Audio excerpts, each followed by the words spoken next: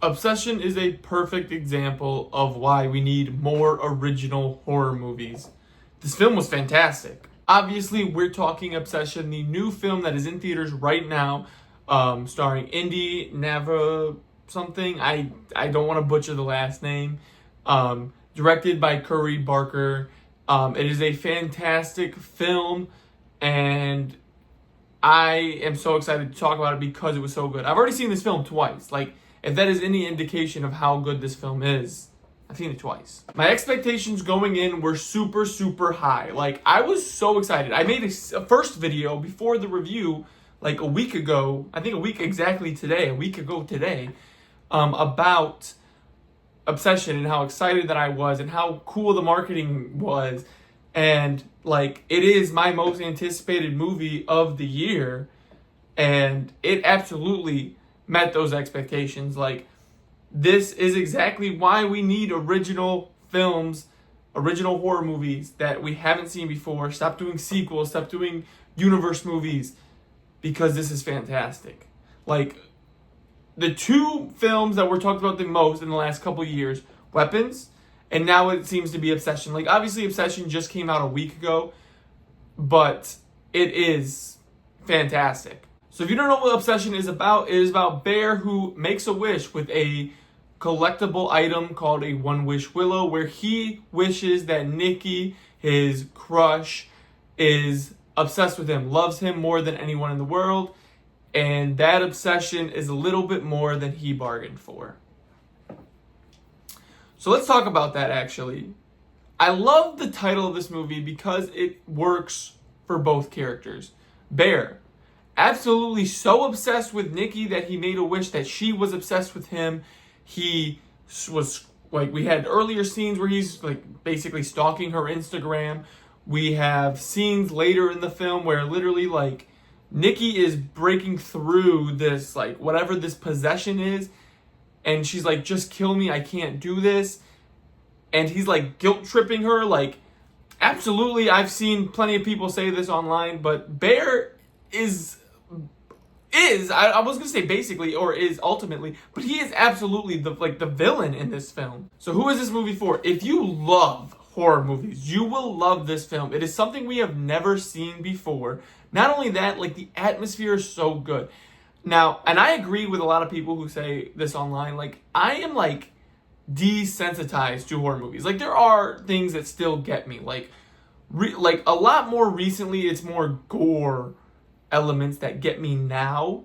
Usually, like, if it's something that's really, really aggressively gross, that gets me now. Like, I still can't stomach that. But, like, jump scares don't really get me as much as they used to. But this film does them right. And Curry Barker has talked about this in interviews, especially around this time now, because of Obsession, about how a perfectly timed jump scare is what makes a jump scare well done. And he absolutely does that amazingly in this film. Like, the jump scares in this film are timed great to the point where you cannot predict them. You don't know what's going to happen, where it's going to happen, and it just works. It actually got me. So let's talk about the pros. Let's start with Curry Barker's direction. His direction and his writing, because he wrote and directed this film and edited it. Like, this man worked on this whole film essentially on his own, kind of. Like, that's crazy. Like, directed it, wrote it, and edited it. Or had a hand in editing it. Like, that is crazy. Like, that is so cool. If you don't know who Curry Barker is, he directed, wrote, and I believe edited for his YouTube channel the Milk and Cereal movie that got huge praise online on YouTube. And that's a good film, too. It's more of a found footage film, but that's a great film as well. So you should go check that out on YouTube. It's great.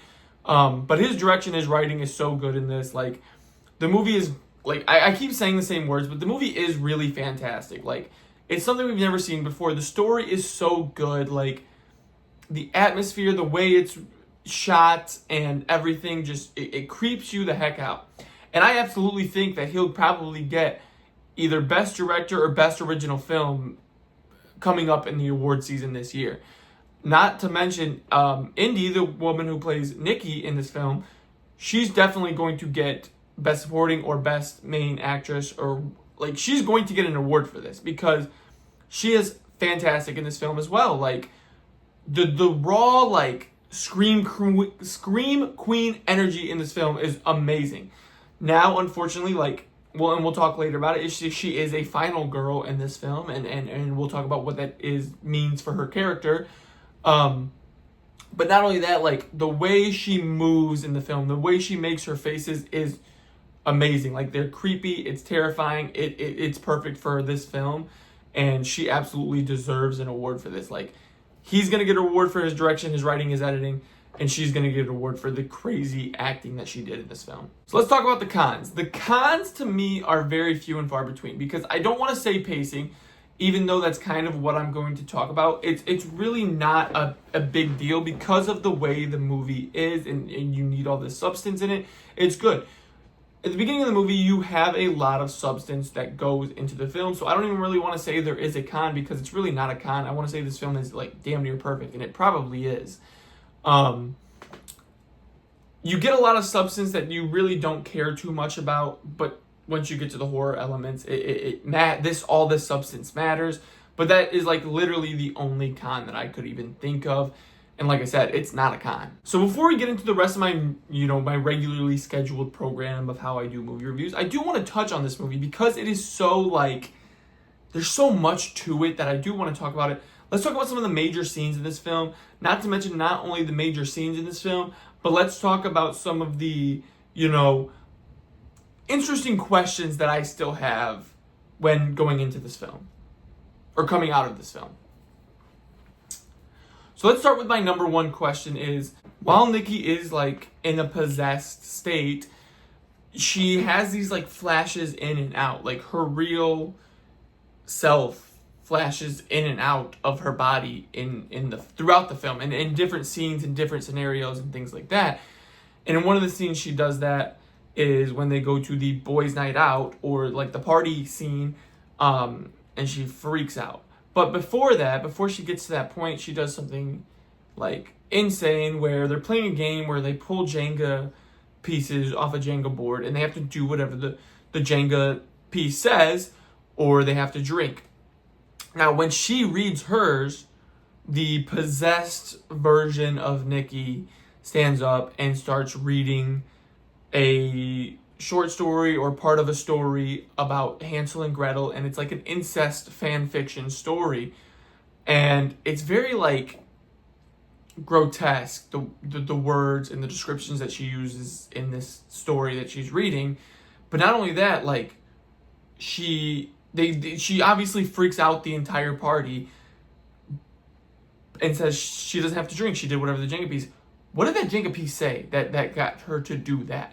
Like, that is a huge question coming out of this film, and it's not even like something that matters, but it's just interesting to know what is on that Jenga piece. Another interesting thing about this film is that like they've been doing crazy interviews, Q&As, and all kinds of things since the release of this film, which I think is fantastic. Like, they're giving so much more substance to the movie, and it's really fun to see how active they are being with the thoughts of this film and how involved all the actors were. Like, Curry Barker is actively, still going out and doing interviews and things like that, and he'll tell you that Indy added something to give Nikki's character more depth, or the actor who played Bear added something to give his character more depth.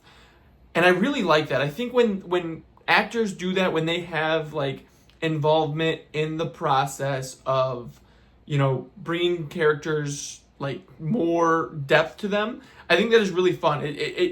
Because even though Curry Barker's direction is so great, he can even overlook things as a director, and these actors gave their characters more depth and made their characters more interesting, which I think is so fun.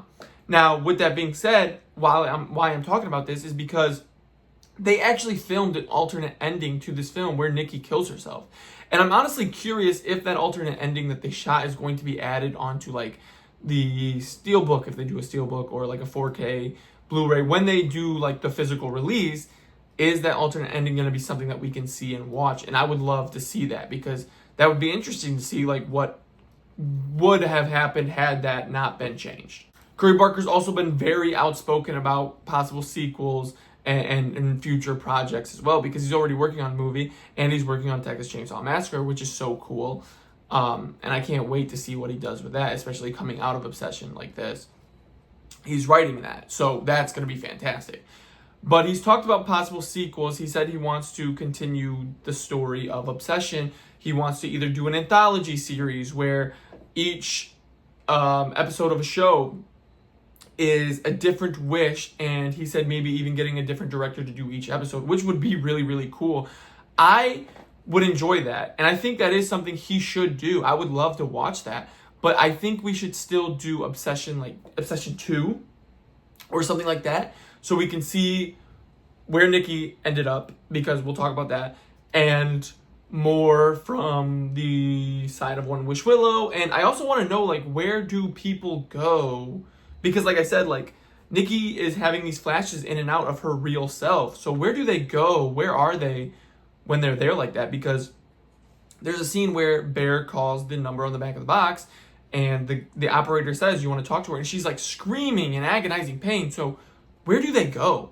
I'm really interested in where they go in that scenario. But talking about his next movie, he said it's in the same universe, which is fun. And he said there's like a little Easter egg. There's a One Wish Willow in the film, and that a news anchor in the film is talking about a triple homicide and that a woman was arrested, Nikki. So I think that is really cool, and that's why I think it would be so important to see us do an Obsession 2 where we can see, you know, where she goes, where she ends up, and even if she becomes like final girl and gets her story invested into another set of friends or another set of people, or just like continue her story of something else.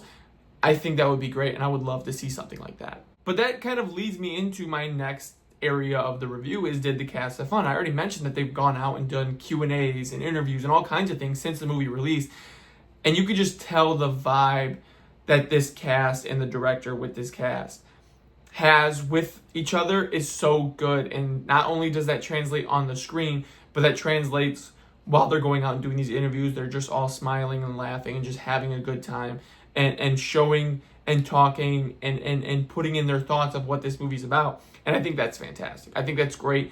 And that's what makes this film so good too, is because everybody's enjoying it. Everybody's being able to have some input. And movies like that make it great. Now, there are a ton of moments in this film that could be standout moment of the film. And like, there are a lot of moments that could take this story to another place, that take it to a crazier portion. And so I might give you 2 standout moments of the film. And the reason I'm going to do that, I've been doing that a lot lately, but the reason I'm going to do that is because there is a section of the film that brings you into a darker place, that brings the story to a darker place and extends it to a more interesting and crazier place than it already was. And then there's a standout moment that just is a pure shock value, and it's absolutely insane, and is a crazy point that also brings you to a crazy point in the film. So I want to touch on both those. So the first standout moment of the film is when Bear's at work without Nikki. She's at home standing in one place, peeing and pooping and vomiting or something in one spot.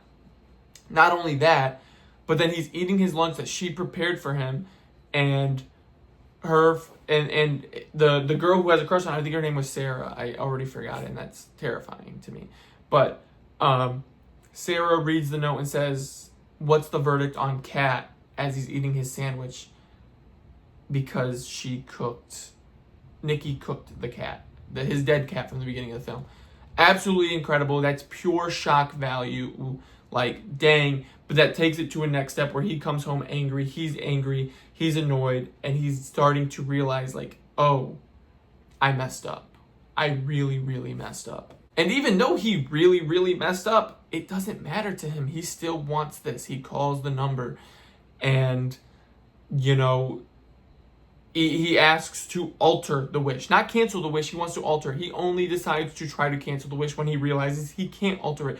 So that's also why I said, like, it's about Bear's obsession as well, because he's just like, he wants this so badly when Nikki is not a willing participant. And not only that, like, Nikki's not a willing participant, number one, but you have a girl basically throwing herself at you, and you're just missing out on her. And then when you realize, oh shoot, I messed up, I can't handle this because I am selfish, I'm the messed up one.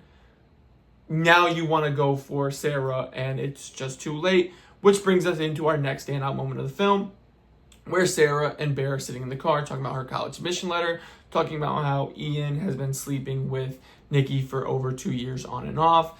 And Nikki, in her possessive state, comes out and just absolutely brutalizes and smashes Sarah's face to nothing.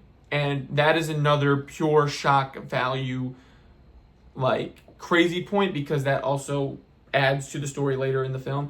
And it's just like, wow, like, it's insane. And like I said, all that other stuff that I talked about beforehand is like really starting to involve multiple elements into this scene and the scenes coming up. Like, it's insane. So let's talk about Ant's 3 big questions. Would I watch it again? Would I recommend it? And is it going to be better on streaming or in theaters? I would absolutely watch again. Like I said, I already seen it twice, and I would probably go and see it again, and I might go and see it again. Like, it is a fantastic film. It's, like I said, nothing we've seen before, and that's what makes it so important, so good and refreshing to see, and I like that, and that is what makes it so good. And like I said, I probably would go watch it again. Would I recommend it? Absolutely. If you're a big horror fan and you're finally looking for something that can get you, and even if you still don't think it can get you, or maybe it doesn't get you, you should go see it, because it's something we've never seen before, and it's refreshing on the horror franchise. It's something so good, and that's what makes it so special. Is it going to be better on streaming or in theaters? Now, I absolutely think that you should go see this in theaters. Like, give it the money that it deserves. Please put your money towards this movie. It's already made like something like 2,000% more than its budget, which is insane. Like, it is probably the most profitable movie in history, which is crazy, because it was like a $750,000 budget or something like that, and it's made like $16 million already. That's insane, and that's why I said, and I might honestly be wrong about that numbers wise. I might have flubbed those numbers a little bit, but like, I know it's something like 2,000% more than what its budget was, which is crazy. So give the money to this film. But I don't think, like, I went and seen this in Dolby Atmos, and I went and seen it in digital. And like, obviously Dolby Atmos has like brighter, colors and crazier sound. But this movie isn't like something that you need super bright colors and super loud sound when you could just go see it in digital. But I also enjoy seeing movies on the big screen. So like, Dolby has a bigger screen, but digital looked good too. So go put your money towards this movie. It's definitely going to be better in theaters, but if you don't have the money to go and see it in theaters, you're not really missing anything going to the theater, because it's going to look just as good at home. Not to mention, this is absolutely something that I'm probably going to buy on physical when it is available for pre-order. I probably will pre-order it, because the movie is just that good. With all that being said, I gave this a 4-star review, because it is a little bit slower going in, but it is such a special film that it is, I think, in my top 3 or 4, definitely my top 5 of the year, which is good, because I mean, it's May, and that's good. We're heading into our halfway mark into the year, so it might hold that place, it might drop, but it to be at like top 5 of the year is good, and so I definitely recommend it. 4 stars. Thank you guys so much for tuning in. This has been my most anticipated movie of the year. It is so good. It is a fresh take on the horror franchise, and I think it's something that we needed so bad. Let me know what you guys want to see next. I have some more movie reviews coming up. I've got some other videos coming up, so be on the lookout. Subscribe, hit that bell. Peace.